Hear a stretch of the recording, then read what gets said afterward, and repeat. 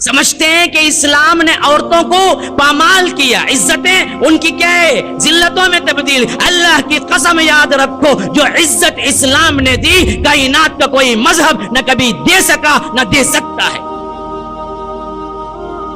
اس کی ابتدا پہلا التصور کو نکالنا چاہیے، یہودیت اور نصرانیت اور دوسرے اس وقت کے مذاہب اور تہذیبوں میں عورت کے طور پر، عورت کے جنس اور عورت کے ان کے عزت کے طور پر، ان کی ذات کے طور پر لوگوں میں پھیلا ہوا تھا۔ یہ برائی کا اڈا ہے۔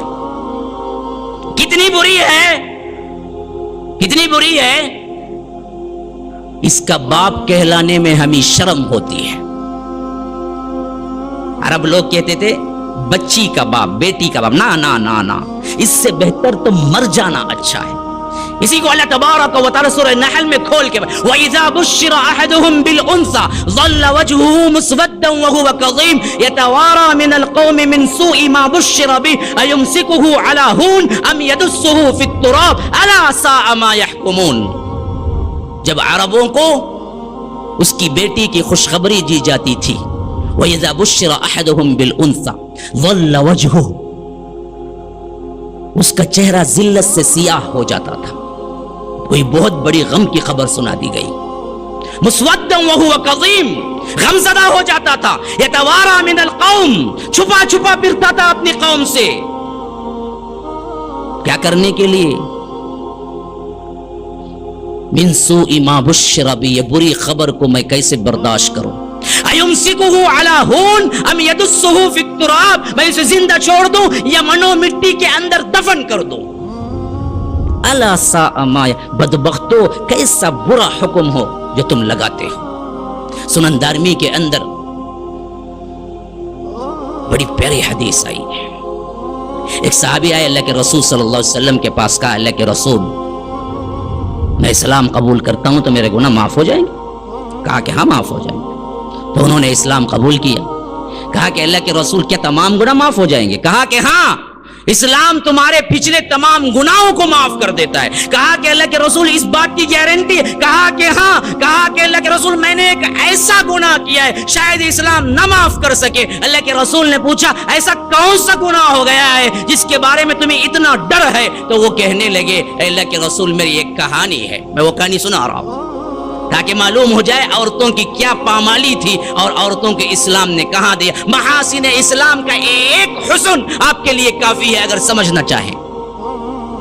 کہا کہ اللہ کے رسول میں ایک سفر کو نکلا تو اس وقت میری بیوی حمل سے تھی اور میں تجارت کے سفر سے واپس آیا تو میری بیوی کا حمل جا چکا تھا۔ میں نے پوچھا کیا پیدا ہوا؟ کہا کہ ایک مرا ہوا بچہ پیدا ہوا جسے ہم دفن کر دی۔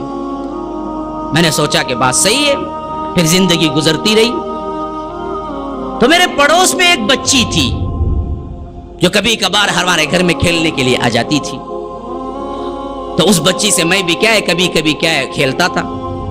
کھیلتے کھیلتے زمانے کے اندر تبدیلی آئی، دل کے اندر محبت آئی، سکون ہوا، حتیٰ کہ میں اتنا اس کے ساتھ اٹیچ ہو گیا، وہ کبھی نہ آتی تو میں بیوی سے پوچھتا وہ بچی آج کھیلنے کیوں نہیں آئی؟ وہ میری بیٹی کی طرح لگتی تھی، میرے دل کے اندر بڑا ہی اس کے لیے کیا ہے شوق محبت تھی۔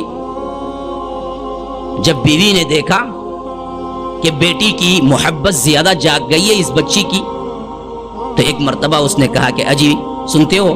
کہا کہ سناؤ کیا ہے؟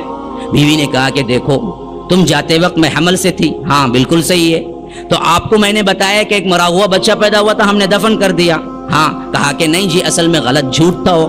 پوچھا پھر کیا ہوا؟ کہا کہ جس بچی سے تم بے چین ہو جاتے ہو وہ نہ آئی وہ نہ دکھی، وہی اصل میں ہماری بیٹی ہے۔ میں نے تمہیں کیا ہے ڈر کی وجہ سے کہ تم کہیں لے جا کے اسے زندہ دفن نہ کر دو میں نے نہیں بتایا تھا۔ جب آج میں نے دیکھا کہ تم اس بچی سے اتنا پیار کرتے ہو جو ایک باپ پیار کر سکتا ہے، تو میں آج بتا رہی ہوں یہ کسی دوسرے کی بچی نہیں ہے، یہ ہماری خود کی بچی ہے جو میں نے پڑوس میں دے کے پلوایا ہے۔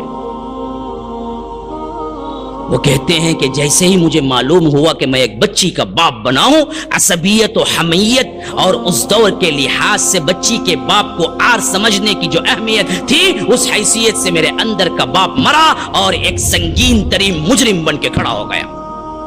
میں نے کہا کہ میں ایک بچی کا باپ؟ ارے نہیں، اس عار سے، اس شرم سے تو میں زندگی نہیں گزار سکتا.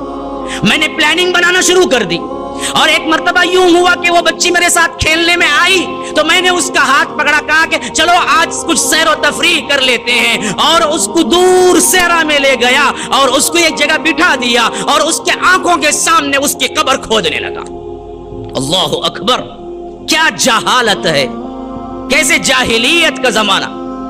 کہتے ہیں کہ جب میں قبر کھودنے لگا تو مٹی اڑ اڑ کے میری داڑھی میں آ رہی تھی، تو وہ بچی آ کے کہتی تھی ابا جان آپ کی مٹی، آپ کی داڑھی میں مٹی، آپ کی داڑھی میں مٹی، اور وہ کیا کرتی تھی، صاف کرتی جاتی تھی. تب بھی میرے دل کے اندر اس بچی کے لیے رحم نہ جاگا، یہاں تک کہ میں نے کل قبر کھود دی. پھر اس کے بعد میں اس کو بالکل کنارے لے گیا اور سنگین ترین دل کو بناتے ہوئے پیچھے سے دھکا دیا اور نیچے گرا دیا، اور زندہ اس کے اوپر مٹی ڈالنے لگا، یہاں تک کہ وہ کہہ رہی تھی ابا جان کیا کر رہے ہو، ابا جان کیا کر رہے ہو. دور تک آوازیں آتی رہی لیکن میرا دل نہ پسیجا، بلکہ میں مٹی ڈالا، زندہ درگور کیا، دفن کر دیا، پھر آ گیا. اے اللہ کے رسول، کیا یہ جرم بھی معاف ہو سکتا ہے؟ جب یہ بول کے ختم کیے تو اللہ کے رسول صلی اللہ علیہ وسلم کی آنکھوں سے آنسو مبارک جاری تھے. سارے جہانوں کا رحمت للعالمین اس بات پر روئے، کیسے نہ روئے، کیا جاہلیت تھی. رحمت للعالمین رو رہے ہیں. کہا کہ تم نے ایسا کیا، کہا کہ ہاں ایسا کیا. یہ واقعہ پھر بول سکتے ہو؟ ہاں بول سکتا. اللہ کے رسول نے کہا کہ صحابہ کو جمع کرو. جب آئے کہا کہ بولو. جب بولے تو پھر اللہ کے رسول رونے لگے، پورے صحابہ رونے لگے.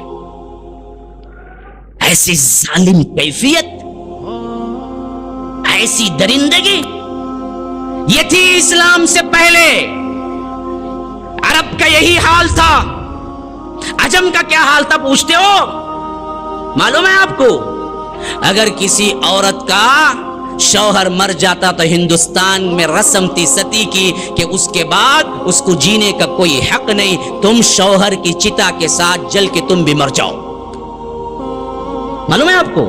ہم کو عجیب بات ہے، نہ اسلام کی تاریخ معلوم ہے، نہ ہندوستان کی تاریخ معلوم ہے. روؤں تو کہاں جا کے روؤں، کس کس کو بولوں؟ مزید علماء اور مقررین کے بیانات سننے کے لیے ہمارے YouTube چینل کو سبسکرائب کیجیے. جزاک اللہ.